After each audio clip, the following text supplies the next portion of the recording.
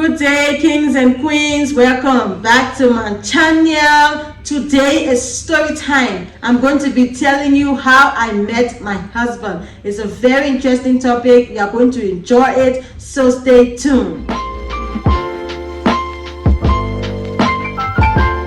I met my husband via Facebook on July 27, 2014. Before I started speaking to him on Facebook, I have just left a relationship that was so frustrating. I was depressed. I became so introverted and saddened within because this relationship I left, I felt like we're going to stay together. I felt like we're going to get married. We would have had children together. We would have ended together. But unfortunately, this guy was not into me like the way I was into him. I was the one planning the dates, doing everything that he was supposed to do. I took the lead. I just was so in love with him. I just wanted us to work. You know when you meet somebody and you are so attracted to them and you feel like, yeah, this is my person, and then you start putting in the work for the relationship and the other person is just like literally laid back and watching you struggle and do everything to make sure the relationship survives. Have you been in that situation before?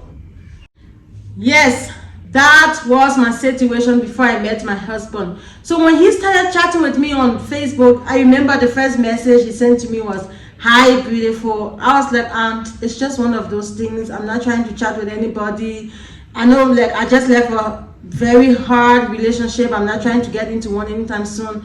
But this guy was very consistent. He did not give up. I ignored him 1, 2, 3 times. The 4th time he sent the "Hi, beautiful," I was like, let me respond and see. And then when I responded like, "Hey, what's up?" and then he chatted back immediately with, "Do you want to go on a date?" I was like, "You're so brave, dude. I don't even know you. You're asking me out for a date."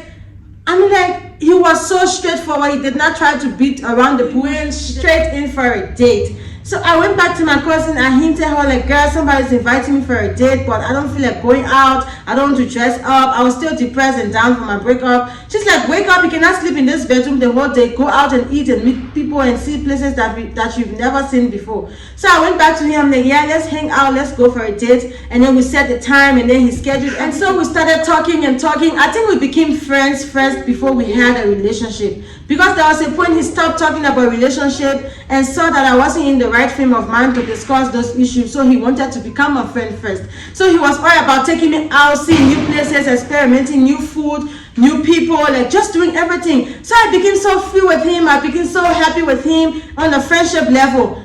Before he gravitated towards relationship and told me that, "Remember, I took you on a date first. It wasn't to become your friend, but I had to switch back so that you could be okay because I saw that you were not in the right frame of mind." Have you ever been hurt before and sat down and begged God to heal your heart?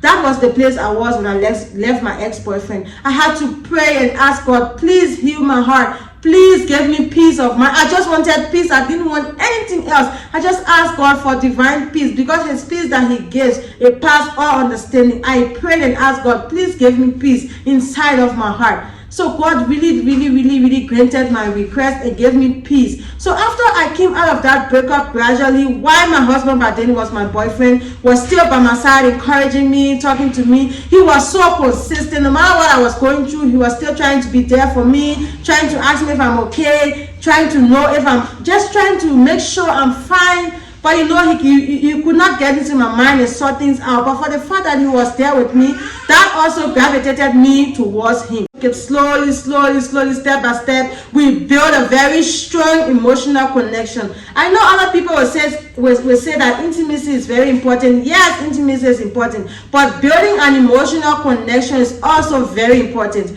Because at the end of the day, when you are sad, when you are depressed, when you lost somebody, is your partner able to get you out of that stage? Is your partner able to figure out that you're not okay without you saying it? Are you able to emotionally just sit down next to that person and be quiet, and that person understands that you just need time to heal?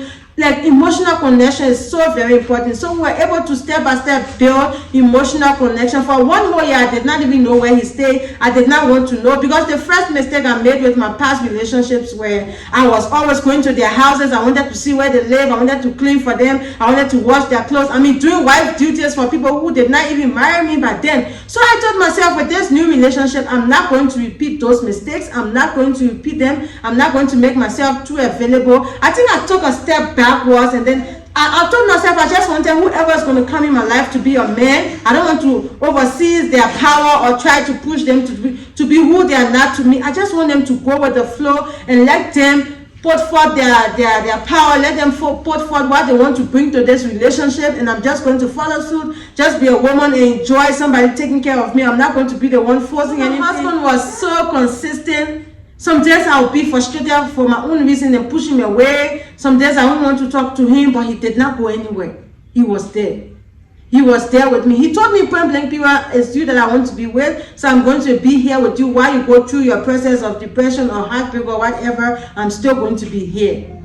You understand? So after a year of dating and in a relationship, he was like, I want to see your father so I can be able to introduce myself with my family. I was like, boy, do you know what you're talking about? Are you ready to meet my daddy? He's like, yes, I want to see your father. So I was like, okay, it's up to you, because I've never taken any man to my father. That's one thing I did not do. All the relationships I had my heartbreak in silence. I had my relationship in silence. I did not take any guy to my father, because my father was a very straightforward person. You cannot bring, my father told me, any man you bring here is the first and is the last. Thing in my mind that anybody I take home, my father is going to take them, and he's not going to be able to accept another man.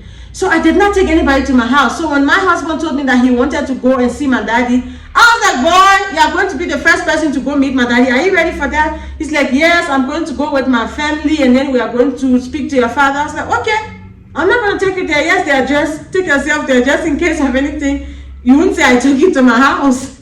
So he went and gathered his family, the people from church, and then he carried them to my father. Did a proper formal introduction that I'm in a relationship with your daughter for XYZ amount of time, and I intend on marrying her. I need your consent. And my father, like, I was so shocked. My father is a very tough person. He was a very tough person.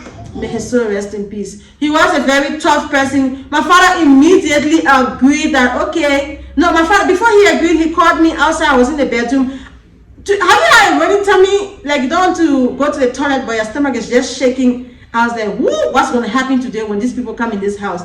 And they called my father outside. He came, the church, the pastor greeted him, my husband greeted him. The other people, my husband came with the elderly people, they greeted him. He sat down and they explained what they were there for, that they want my father consent before my husband can marry me. And my father called me. He said, this person came to ask for your hand in marriage. Do you want to continue with it? Or do you agree to it? I was so shocked, because I was expecting my father to tell him, get out of my house. I don't want you to sit here. He was a very tough person. My dad was a very tough person. But he agreed. I said, yes, I'm in love with him. We've been in a relationship. My father told him once she's happy, once she's in love with him, I agreed as well. That was how we started making preparations for our traditional wedding and our white wedding and our court wedding. And then my husband had to propose. So he planned for me this wonderful proposal I'll never forget. He booked a venue, he had caterers, he invited some of my friends I did not know. He told me we were going for a wedding, I should dress up. I dressed up. And then when I got there, I saw my friends sitting, I saw the food. And then my husband just got on his knees and asked me to marry him. Oh my God, I was so shocked and I was so happy. I literally cried. I'm getting married. I am getting married. So we have to start planning our traditional wedding. My husband is from Nigeria and I'm from Liberia. So we had to find a way to combine the two cultures to accommodate both families. So we had a very nice, beautiful traditional wedding on the 15th of December 2017. Both families were there. It was a very big celebration.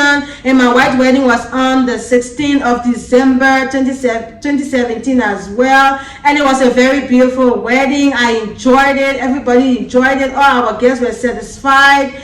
I mean, like, and I've been married to my husband for 3 years. We just celebrated our 3 years anniversary 2 days ago. And we have 2 beautiful boys. God really sent me a very loving and caring man that I can be so happy with. He sent me somebody who's in love with me, like we just met. So sometimes when you try to do relationship on your own and you see that it's not working, just surrender everything to God. He's going to put your heart in the hand of a man who's not going to make you stress, who's not going to make you worry, who's not going to abuse you, who's not going to be mean to you. Just give it to God, because you can see that you've tried everything humanly possible and nothing is working for you. So you just have to allow God to take control of everything and then give you the person He has put on this earth to be with you, so that you can be at peace and quiet and enjoy your life and your family and your children. Thank you for being with me for story time. I'll see you next time for another story time.